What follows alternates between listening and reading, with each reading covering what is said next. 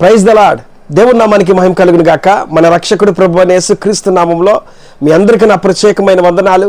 అనుదిన మన్నా అనేటువంటి యొక్క ఆధ్యాత్మిక కార్యక్రమమునకు మిమ్మల్ని ప్రేమతో ఆహ్వానిస్తున్నాను. ఈ యొక్క వాక్యాల ద్వారా మీరెంతగానో బలపరచబడుతున్నారని నేను వింటున్నప్పుడు చాలా సంతోషిస్తున్నాను. దేవుని యొక్క నామాన్ని ఎంతగానో సన్నుతిస్తున్నాను. ఈ సమయంలో అనుదినము దేవుని యొక్క వాక్యము మీకు ఎలాగైతే పంచుతున్నానో ఒక చక్కటి వాక్యాన్ని ధ్యానం చేసుకుందాం. నేటి ధ్యానాంశము యెషయా గ్రంథము 41వ అధ్యాయము 13వ వచనము. నీ దేవుడైన యెహోవానగు నేను, భయపడకుము, నేను నీకు సహాయం చేసేదనని చెప్పుచు నీ కుడి చేతిని పట్టుకొనుచున్నాను. చూడండి, ఇక్కడ అంటున్నాడు ఆయన చక్కటి మాట. నేను నీ దేవుడను, నీకు సహాయం చేయవాడును నేనే, కాబట్టి భయపడబాకు అని చెప్పని అంటున్నాడు. బైబిల్ గ్రంథం అంతటిని కూడా మీరు చూసినట్లయితే భయపడకుము భయపడకుము భయపడకుము అనేటువంటి మాట 365 సార్లు ఉన్నట్లుగా చరిత్రకారులు లెక్కలు వేసి వారు నోట్ చేసి పెట్టారు. ప్రియులారా, దేవుడు 365 రోజులు కూడా మనకు చెప్తున్నటువంటి ఒక చక్కటి మాట ఏంటంటే భయపడబాకు. నీ కుటుంబ సమస్యలు చూసి నువ్వు భయపడబాకు, నీకు వచ్చేటువంటి ఇబ్బందులు చూసి నువ్వు భయపడబాకు, నీ అప్పులు రుణాలు చూసి నువ్వు భయపడబాకు, నీ యొక్క కుటుంబంలో వచ్చేటువంటి ఇబ్బందులు చూసి నువ్వు భయపడబాకు, నువ్వు బయట ఎదుర్కొంటున్నటువంటి సవాలుకరమైన జీవితాలను చూసి భయపడబాకు అని చెప్పి దేవుడు అనుదినము కూడా మనకి గొప్ప ధైర్యాన్ని ఇస్తున్నట్లుగా ఈ మాట మనకి తెలియచేస్తుంది. ప్రియులారా, నేను నీ దేవుడను కాబట్టి నువ్వు భయపడకుము, నేను నీకు సహాయం చేస్తాను అని చెప్పని అంటున్నాడు. ప్రియులారా, మన సొంత రక్త సంబంధికులే మనకు సహాయం చేయలేని పరిస్థితి, మన కుటుంబీకులే మనకు సహాయం చేయలేని పరిస్థితి, మన వారే మనల్ని ఆదుకోలేని పరిస్థితి. కానీ దేవుడు చూడండి అంటున్నాడు, నేను నీకు సహాయం చేస్తాను.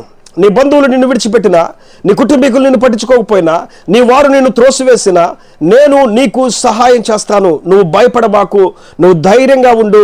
నా సమయం వచ్చేంత వరకు నువ్వు ధైర్యంగా ఉండగలిగితే నేను నీ జీవితంలో అద్భుత కార్యం చేసి సహాయం చేస్తానని చెప్పి దేవుడు చెప్తున్నాడండి. ఒక రోజున యేసయ్య లేని టైంలో శిష్యులు దోణిలో ప్రయాణం చేసుకుంటూ సముద్ర మార్గంలో వెళ్తున్నారు. వారు వెళ్తూ ఉండగా సముద్రము మధ్యలో గాలి తుఫానులు చెలరేగగా వారు ఆ గాలి తుఫానులో చిక్కుని చాలా బాధపడుతున్నారు, భయపడిపోతున్నారు. దూరమున ఉండి యేసు ప్రభువు వారు వస్తూ ఉంటే ఆయనను చూసి దెయ్యము దెయ్యము దెయ్యం అని చెప్పి భయపడ్డారు. ఆయనను చూసి సనుక్కుంటున్నారు, గొనుక్కుంటున్నారు. ఆయన దూరముగా సముద్రంలో నుండి నడుచుకుంటా, సముద్రము మీద నీటి మీద నడుచుకుంటా వాళ్ళ వద్దకు వస్తుంటే వారు గాలి సముద్రాన్ని చూసి భయపడుతున్నారు. ఆ తెల్లటి వస్త్రాలతో వస్తున్నటువంటి యేసయ్యను చూసి భయపడిపోతూ వాళ్ళు ఎంతగానో భీతిల్లిపోతున్నటువంటి సందర్భంలో యేసయ్య అక్కడ ఉన్నటువంటి వారికి చెప్తున్నాడు, ఏంటో తెలుసా? భయపడకండి, నేనే మీ దేవుడను. భయపడకండి, నేనే మీ ప్రభువును. నేను మిమ్మల్ని రక్షించడానికి వచ్చానని చెప్పి యేసయ్య వారిని, గాలిని, సముద్రమును గద్దించగా అవి మిక్కిలి నిమ్మలమాయను. యేసు ప్రభు వారు నీటి మీద నడుచుకుంటూ వస్తుంటే పేతురు చూశాడు ఆ దోణిలో.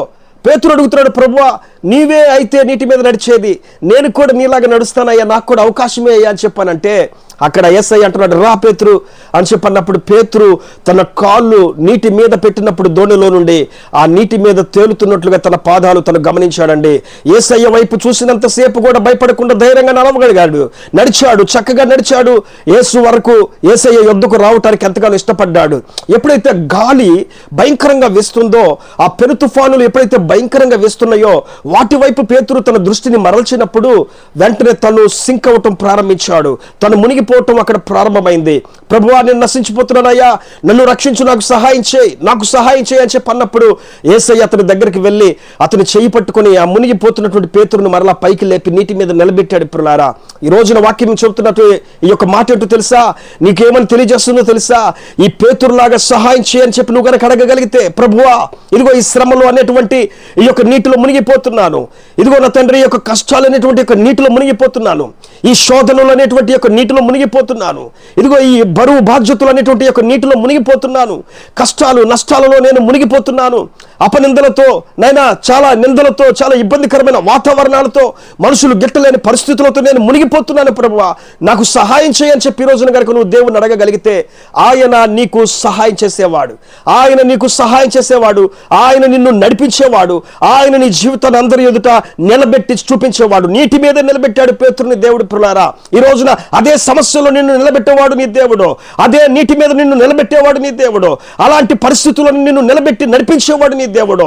కరువైనా, కష్టమైనా, ఇరుకైనా, ఇబ్బందులైనా, ఎలాంటి ఉపద్రవములైనా సరే వాటి మీదే నిన్ను నిలబెట్టి నడిపించేటువంటి వాడు, అనేక మందికి నిలబెట్టి నిన్ను చూపించేవాడు మనం ఆరాధించే దేవుడు. ఈ రోజున మునిగిపోయే అనుభవంతో ఉన్నావా?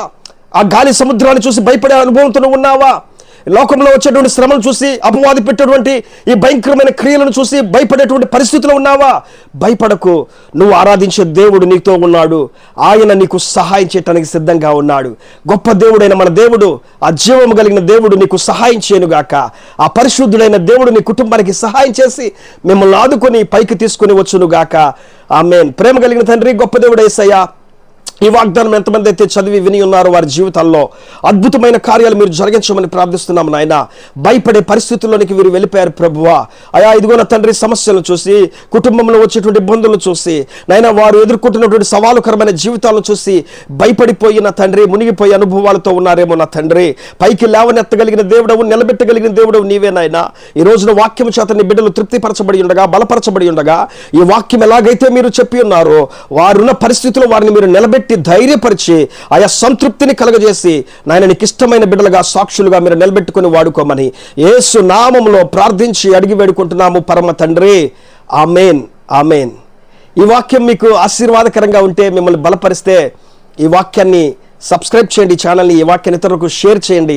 దానివల్ల దేవుని యొక్క వాక్యం బయటికి వెళ్తుంది. కొంతమంది కొత్త వారు మీలాగే బలపరచబడతారు, వాక్యం చేత తృప్తిపరచబడతారు. కాబట్టి వాక్యాన్ని ఇతరులకు షేర్ చేయండి. దేవుడి చిత్తమైతే మరలా రేపటి రోజున ఇదే రీతిగా ఇట్టి సమయానికి కలుద్దాము. అప్పటి వరకు దేవుడు మిమ్మల్ని, మీ కుటుంబాన్ని దీవించి ఆశీర్వదించును గాక. ఆమేన్. Praise the lord.